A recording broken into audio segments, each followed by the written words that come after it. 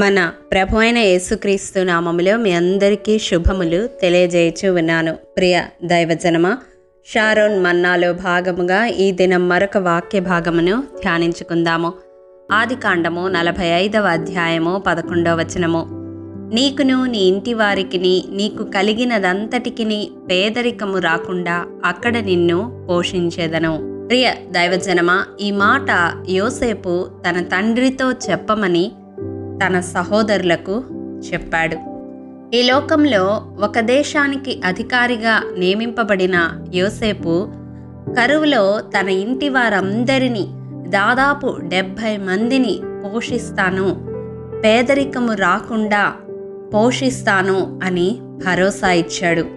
మరి సర్వలోకాధికారి అయిన దేవుడు కరువు రాకుండా, లేమి కలగకుండా మనలను పోషించలేడా? పేదరికము రాకుండా మనలను పోషించలేడా? పేదరికము అంటే కనీస అవసరాలు కూడా తీర్చబడని విధముగా మనుగడ సాగించడమే. కానీ అటువంటి స్థితి మన జీవితాలలో ఎదురుపడకుండా దేవుడు మనలను పోషించలేడా? పోషించగలడు. కానీ మనము మన జీవితాలలో అనేక విషయాలలో లేమిని అనుభవిస్తూ ఉంటాము, కరువును రుచి చూస్తూ ఉంటాము. ఒక్కొక్కసారి వాటిని తట్టుకొనలేక చింతిస్తూ ఉంటాము.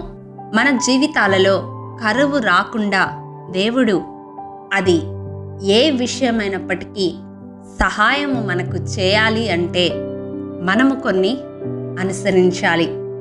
అవి ఏమిటో వాక్యపు వెలుగులో ఈ దినము ధ్యానిద్దాము. మన జీవితాలలో లేమి కలగకుండా ఉండాలి, కొదువ లేకుండా ఉండాలి అంటే మనం ఏం చేయాలో తెలుసా? మొదటగా 23వ కీర్తన 1వ వచనం ప్రకారం దేవుని కాపరత్వములోనికి మనము రావాలి. ఆయనను వెంబడించే బిడ్డలుగా మనముండాలి. రెండవదిగా 34వ కీర్తన 9-10 వచనాల ప్రకారం ఆయన యందు భయభక్తులు కలిగి జీవించాలి. మూడవదిగా 33వ కీర్తన 18-19 వచనాల ప్రకారం ఆయన కృప కొరకు కనిపెట్టే వారముగా ఉండాలి. నాలుగవదిగా మత్తయి సువార్త 6వ అధ్యాయం 33వ వచనం ప్రకారం ఆయన రాజ్యమును నీతిని మొదట వెతికే వారముగా మనముండాలి. ఐదవదిగా దేవుని ఎదుట సామెతల గ్రంథం 10వ అధ్యాయం 3వ వచనం ప్రకారం నీతిమంతులమై ఉండాలి. ఆరవదిగా 37వ కీర్తన 18-19 వచనాల ప్రకారం దేవుని ఎదుట నిర్దోషులముగా ఉండాలి.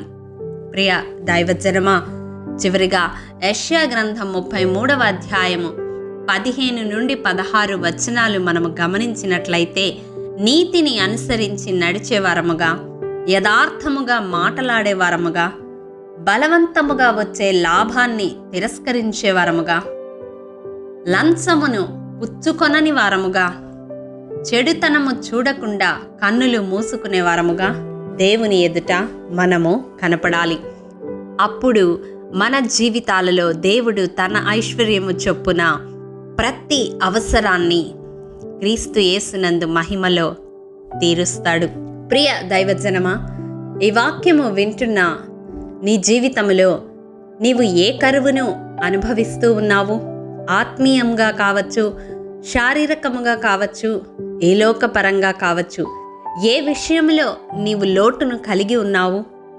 ఆ లోటు పూడ్చబడాలి అంటే, ఆ కొదువ పోవాలి అంటే ఈ దినం దేవుడు బయలుపరిచిన రీతిగా ఆత్మీయ జీవితంలో అవి అన్నీ పాటించడానికి అభ్యాసము చేసుకొనాలని ప్రభు పేరట మనవి చేస్తూ ఉన్నాను. అప్పుడు సర్వాధికారి అయిన దేవుడు కరువులో మనలను పోషిస్తాడు. లేమి కలుగకుండా, కొదువ లేకుండా మనలను సంరక్షిస్తాడు. అతి కృప ఈ సంవత్సరాంతమున దేవుడు మనందరికీ అనుగ్రహించునుగాక. ఆమేన్. ప్రేమ నమ్మకము కలిగిన మా ప్రియ పరలోకపు తండ్రి, నీ పరిశుద్ధ పాదములకు వందనములు. దేవా, విత్తబడిన వాక్యమును ప్రతి హృదయములో నూరంతలుగా ఫలింపచేయండి.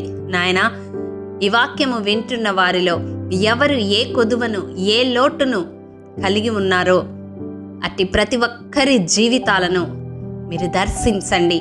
మీ కాపరత్వంలోనికి వారు వచ్చులాగున, మీ కృప కొరకు కనిపెట్టుకొనులాగున, మీ యందు భయభక్తులు కలిగి మీ ఎదుట నీతిమంతులుగా, నిర్దోషులుగా, నీతిని అనుసరించేవారుగా కనపడినట్లు సహాయము దయచేయండి.